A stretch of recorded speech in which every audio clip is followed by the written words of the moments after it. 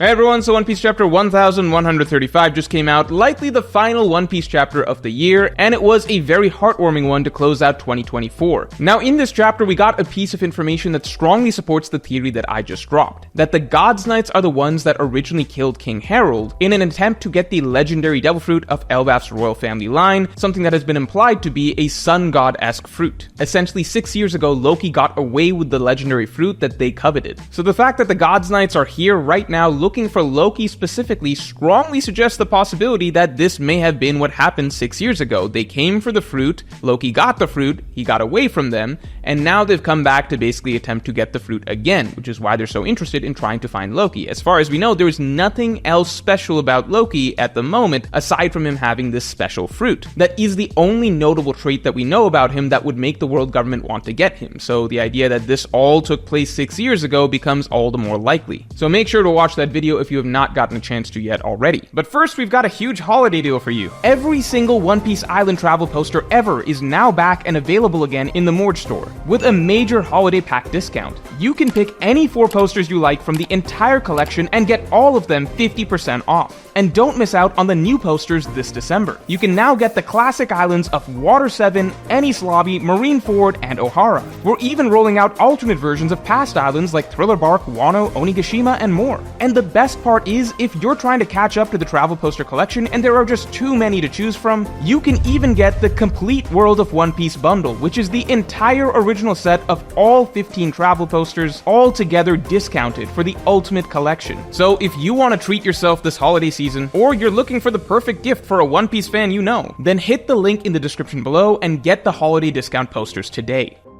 Now, beyond speculating on the Gods Knights plot, what was really interesting to me about this chapter, and what gives me a lot of hope for the Elbaf arc, is the emphasis on the Straw Hats. Not just on the Straw Hats getting lines and bits of dialogue and things to do, because that does technically happen every arc, but rather it seems like things are being set up for the Straw Hats that specifically go to their character writing. So right off the bat, we've got the Robin-Saul situation, the simple fact that Robin is going to get to engage with Saul, focus on learning, getting to know more history that she missed out on, things like that. That is phenomenal for her character. We can finally delve back into archaeologist, historian Robin and get back to her roots and what makes her interesting as a character, give her something to chew on story-wise. And Saul does make for the perfect conduit to do that. And at the same time, Franky, who has been an extremely neglected Straw Hat for God knows how long, really the entirety of the New World, including Egghead Island, which was the perfect opportunity for him to finally get some serious character writing, at least here, he is getting to take an interest in something that goes back to the origins of the Sunny,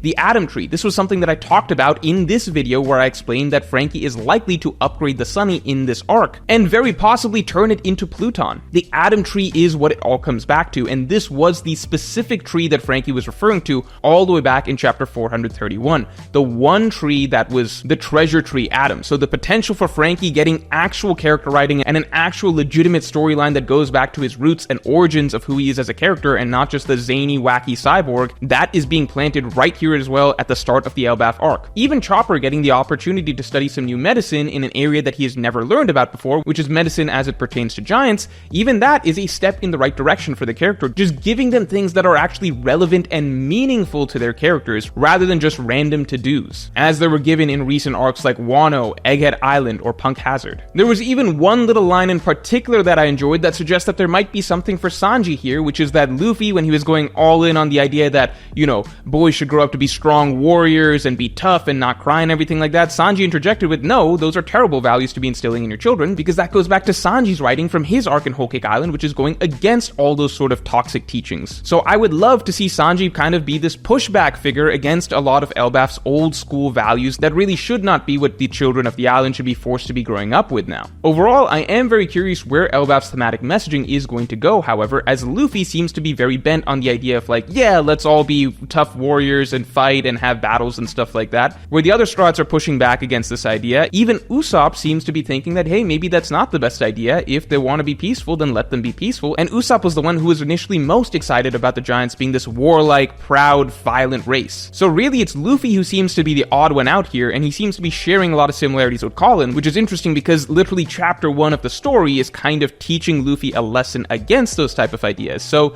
it remains to be seen if this is just Luffy being his usual goofy, not too serious self at the beginning of the arc, or if this is going to play into the arc's actual themes. In general, a recurring idea in One Piece has always been that it is better for a nation to evolve to be more peaceful and place values on peace and education rather than be very warlike. In fact, Dressrosa centered around beating in this theme and making it very clear that this applies to all nations in One Piece. So it remains to be seen if Elbaf going soft is going to be portrayed as a good thing in the long run, or the idea is actually going to be critiqued and we're going to get some nuance to the idea of, how soft can a nation really be at the end of the day. And of course, considering the case of Luffy and Colin, while that does provide a likely interesting character dynamic coming up, I do believe that we know who Colin's father is already. So it was established that Colin's mother is Ripley, and Ripley actually had this child with a human, as absurd as it sounds. What kind of brave man could have accomplished this? Well, I believe it's the mystery silhouette that we've been seeing hanging around Elbaf in the recent chapters. After all, in chapter 1132, it is implied that Colin's father is still on the island, and so the only human figure that we know of who is on this island is that mystery silhouette figure that's been hanging around, the one that was waiting for Luffy to come. Simply by order of elimination, it is almost guaranteed that Colin's father turns out to be this mystery character, and that makes sense because we need this mystery character to be involved in the story very soon, so this is a very natural way to incorporate him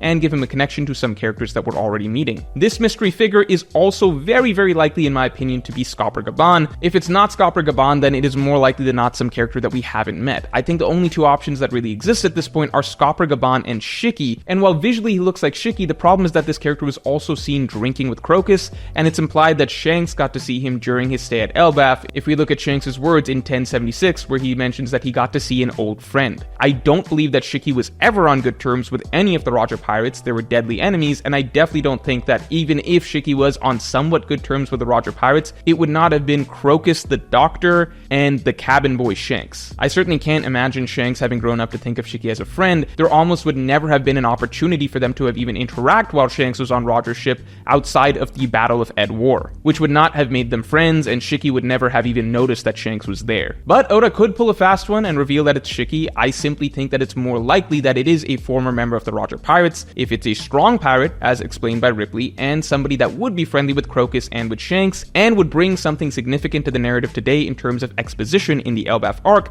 I think a former member of the Roger Pirates fits the bill better than anything else, and Scopper Gaban is the final, most notable member of the Roger Pirates that we have yet to meet. Again, I would be happy to be surprised here, but Scopper Gaban just seems like the easiest option at this point in time. And finally, we end the arc with a feast, and my favorite part of the chapter was in fact getting to see the Straw Hats reuniting with each of the giants that they had met over the course of their journeys, simply because it felt like a reminder of how far the Straw Hats have come at every step of their journey, and how they've helped so many different people in so many different parts of the world, that at the end of the day they can come to this homeland of the giants, and they have in fact already become friends with and bonded with so many significant giants in so many different ways and so many different storylines and adventures over the course of this grand epic. There's just something very wholesome seeing sort of the Straw Hats' entire journey encapsulated in this one little feast. It was just a reminder of how far we've come and how much the Straw Hats have accomplished in this world. And lastly, we have the voice of the people, an observation from one of my top tier patrons. So Fahum pointed out, is it just me, or does the female knight resemble Lilith each time I see her with the hair placement and the singular eye present? So I definitely think it's interesting that Oda is choosing not to reveal the identity of this female knight just yet. Maybe it's just for aesthetic purposes, or Oda wants to give a grand reveal when he kind of has both